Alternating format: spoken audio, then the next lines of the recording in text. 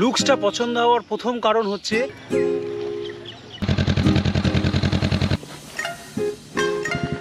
Projector headlamp.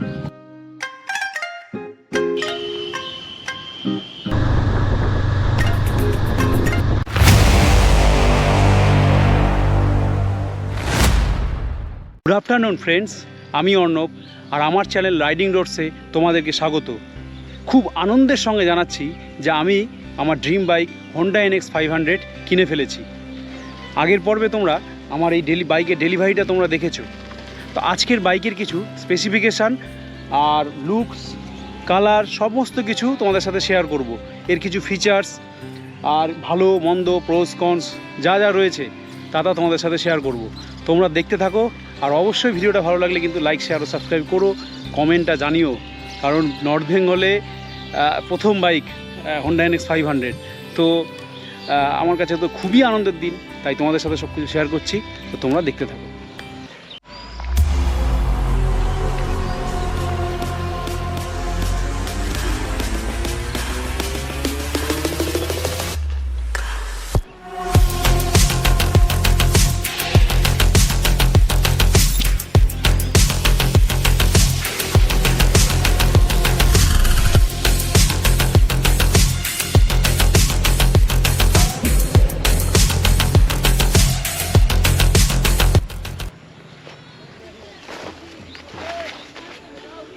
তো প্রথমেই বলি এর লুক সম্বন্ধে।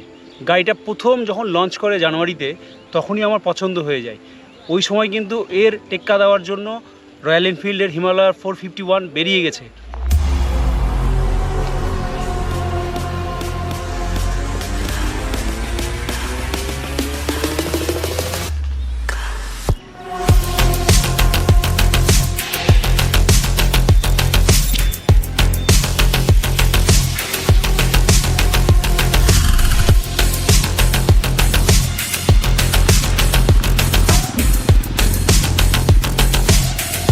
লুকসটা পছন্দ হওয়ার প্রথম কারণ হচ্ছে এর কালারের সাথে এর ব্ল্যাক কালার যে অ্যাডজাস্টমেন্টটা, এটা আমার খুবই পছন্দ হয়ে যায়।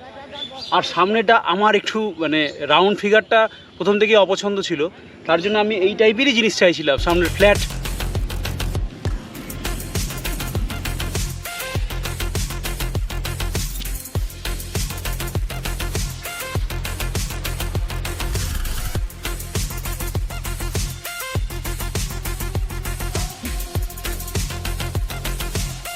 প্রজেক্টর হেডল্যাম্প আমি জ্বালিয়ে দেখাই। প্রজেক্টর LED হেডল্যাম্প, সাথে রয়েছে পাশে দুখানা ইন্ডিকেটার, যেটা কিন্তু সবসময় জ্বলে থাকে। এটা কিন্তু সবসময় জ্বলে থাকে। আর এই বাটনটা দিলেই এ কিন্তু হ্যাজার্ড লাইটেরও কাজ করে। মানে আমি যখন হ্যাজার্ড সুইচ দেব তখন কিন্তু ও ব্লিঙ্ক করবে দুই সাইড থেকে। এর সম্বন্ধে একটু জেনে নিই। এ হচ্ছে 471 লিকুইড কুল 4 স্ট্রোক প্যারালাল টুইন ইঞ্জিন, দুখানা সাইলেন্সার, যার এক্সজস্ট পয়েন্ট গিয়ে মিলিত হয়েছে এই জায়গাটাতে। এ কিন্তু পাওয়ার যেটা প্রডিউস করছে 47.5 bhp 8600 RPM-এ। আর এর টর্ক হচ্ছে 43 newton metre torque at the rate 6500 RPM। এর সামনেই রয়েছে ফ্রন্ট ডিস্ক দুটো, আর পেছনে কিন্তু সিঙ্গেল ডিস্ক। পেছনে রয়েছে সিঙ্গেল ডিস্ক, 17.5 লিটারের ট্যাঙ্কি, যাতে তেলের কোনো সমস্যাই হবে না ভরলে। ডুয়াল চ্যানেল ABS রয়েছে, আর রয়েছে ট্র্যাকশন কন্ট্রোল। ট্র্যাকশন কন্ট্রোলের এই হচ্ছে ট্র্যাকশন কন্ট্রোলের অফ অন করার সিস্টেম। দেখা যাচ্ছে কিনা, এইখানে কিন্তু টি অপশানটা অন রয়েছে, মানে ট্র্যাকশন কন্ট্রোল অন অবস্থায় রয়েছে। এবার আমরা একটু মিটার কনসোলটা দেখে নিই। 5 ইঞ্চ TFT ডিসপ্লে, ডিজিটাল। এখানে ফুয়েল দেখতেই পাচ্ছ, এটা RPM মিটার। এটা স্ট্যান্ড পড়ে রয়েছে, তার সাইন দেখাচ্ছে। এখানে গিয়ার শিফটিং, এখানে কিলোমিটার, স্পিডোমিটার। এটা এইখানে রয়েছে এর কিছু অডোমিটার, মানে তথ্যগুলো এখান থেকে পাওয়া যাবে। এখান থেকে ট্রিপগুলো সেট করা যায়। এই যে যেমন ট্রিপে এখন পর্যন্ত 180 কিলোমিটার গেছে। তারপরে রয়েছে এর সেটিংসে যদি ঢোকা যায় তাহলে কিন্তু এখানে অনেকগুলো পয়েন্ট রয়েছে, যেমন শিফট পয়েন্ট, ট্রিপে ডিসাইড হিজ, সেটা ফাংশনের মধ্যে পড়ে। এরপর রয়েছে ডিসপ্লেতে ডিসপ্লে টাইপ, ব্রাইটনেস, ব্যাকগ্রাউন্ড।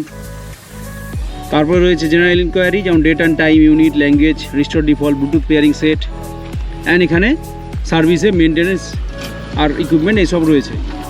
মোটামুটি এই গেল এর ট্রিপ মিটারটা। এখানে যে চলে আসি, এই জয়স্টিকের সাহায্যে এর মিটার কনসোলটা এখান থেকে কন্ট্রোল হয়। এটা গেল ট্র্যাকশন কন্ট্রোলের সুইচ, হর্ন, ইন্ডিকেটার, আর এখানে এটা দিয়েই high beam, low beam and pass. এই গেল ইঞ্জিন অফ আর on, hazard light and start button. 6 speed gear box রয়েছে, আর স্লিপার ক্লাচ থাকার জন্য একে আরও স্মুথ করে তোলে। এই ক্লাচ এতটাই স্মুথ যে কোনো দীর্ঘক্ষণ ধরে যদি গাড়ি চালানো যায় তাতেও কোনো এর হাত ব্যথা বা আদার্স কোনো রকমের প্রবলেম হবে না।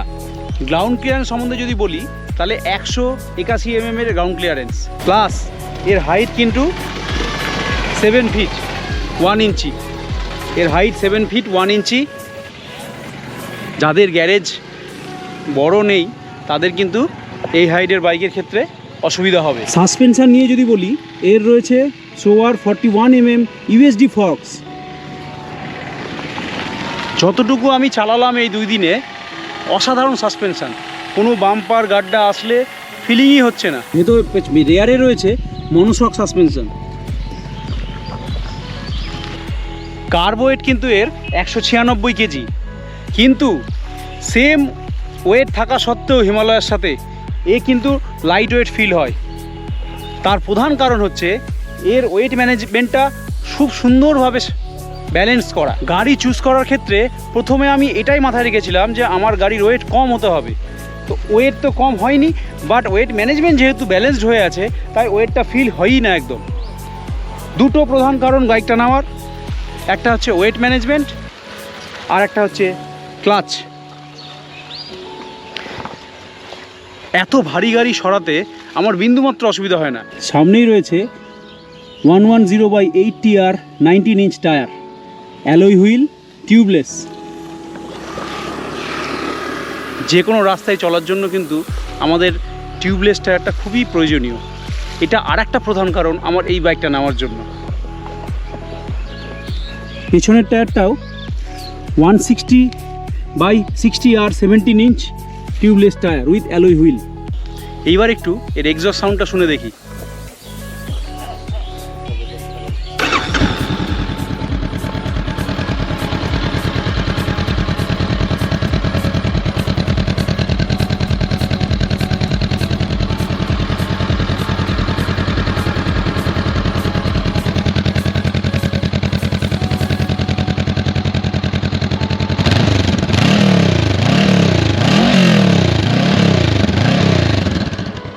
গাড়ি অন করার পরে এক্সস্ট সাউন্ডটা দিলেই মনটা কেমন খুশ হয়ে যায়। এর উইন্ডশিল্ডটাও কিন্তু যথেষ্ট বড়। মোবাইল মাউন্ট করার সুন্দর স্পেস দিয়ে রেখেছে, তো আমি হয় এখানে বা এখানে কোনো একটা জায়গায় মাউন্ট করব, সেটা পরে দেখাচ্ছি। আর বন্ধুরা, আমি এর অ্যাক্সেসারিজ এখনও লাগাইনি, অর্ডার করেছি, কলকাতা থেকে আসবে, তখন আমি এর সম্পূর্ণ অ্যাক্সেসারিজ লাগানোর ভিডিওটা দেখাবো। কী কী নিয়েছি বা কী কী লাগাচ্ছি বা আরও কী কী প্রয়োজন ভবিষ্যতে, সেই সমস্ত তথ্য আমি নেক্সট ভিডিওতে দেখাবো। ওভারঅল এখন পর্যন্ত যেটুকু এক্সপিরিয়েন্স আমার খুবই ভালো লেগেছে। চালিয়ে খুবই মজা, স্মুথ, ক্লাচ থেকে শুরু করে, এক্সেলেটার থেকে শুরু করে, গাড়ি সরানো থেকে শুরু করে, নড়াচড়া থেকে শুরু করে, এভরিথিং ইজ ওকে, পারফেক্ট। হ্যাঁ, এগুলো গেল তো প্রজের মধ্যে, কনসও তো রয়েছে। কোনো কিছু গাড়ি, কোনো জিনিসই কিন্তু পারফেক্ট হয় না, এও কিন্তু তাই। প্রথমেই যেটা আমার একটু অসুবিধাজনক মনে হয়েছে সেটা হচ্ছে সিটটা কিন্তু অতটা কুশনিং নেই। সিট হাইট যথেষ্টই বেশি, সিট হাইট কিন্তু 830 mm। কুশনিং কিন্তু সেইভাবে অতটা সফট নয়। পরে হয়তো আমাকে এটা মডিফাই করতে হতে পারে। দ্বিতীয় যেটা আমার ড্রব্যাক মনে হলো সেটা হেডল্যাম্পের আলো। আলো ভালো হলেও যথেষ্ট নয়, কারণ এনএইচে যখন বড় বড় ট্রাক চলবে তখন কিন্তু সেই পরিমাণ আলো দিতে পারছে না। তার জন্য ফগ ল্যাম্প অবশ্যই আমাকে ইনস্টল করতে হবে। এবার গাড়ির দাম সম্বন্ধে আসি। গাড়ির অন রোড প্রাইস কিন্তু আমার আরএসএ নিয়ে 7 লাখ পড়েছে হন্ডা বিগুইন বহরমপুর থেকে। গাড়ি 7 লাখের হলেও এই সামান্য জিনিসগুলো কিন্তু ওরা ঠিক করতে পারতো। এত দাম নেওয়ার পরেও কেন যে ঠিক করতে পারেনি আই ডোন্ট নো। আর হ্যাঁ, গাড়ির দামটা বেশি হওয়ার প্রধান কারণ হচ্ছে ইম্পোর্ট হয়ে আসার জন্য। থাইল্যান্ড থেকে অ্যাসেম্বলড অ্যান্ড ম্যানুফ্যাকচার হয়ে রেডিমেড হয়ে আসছে, যার জন্য গাড়ির দামটা অত্যাধিক। বন্ধুরা, তোমাদেরকে গাড়ির সম্পূর্ণ তথ্য আমি দিলাম। এবার একটু রাইডিং এক্সপিরিয়েন্সটাও তোমাকে দেখাই, আশা করি তোমাদের ভালো লাগবে। চলো।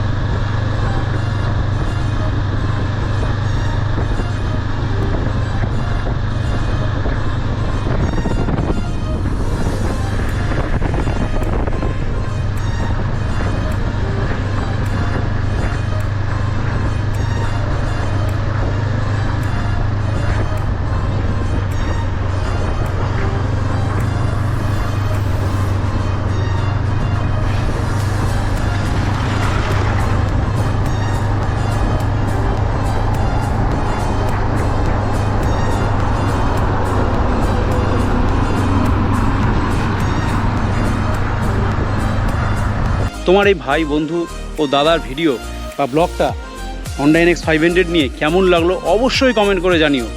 মালদায় আমি প্রথম বলে কোনো গর্বের ব্যাপার নয়, তবে ভালো লাগছে যে হ্যাঁ আপাতত প্রথম। হয়তো আমাকে দেখে আরও কেউ কিনতে পারে, ইন্সপায়ার হতে পারে। তাই তোমরা অবশ্যই জানিও যে বাইকের ডিজাইন থেকে লুকস থেকে শুরু করে বা স্পেসিফিকেশান তোমাদের কেমন লাগলো, কমেন্টটা করো আর পাশে থেকো।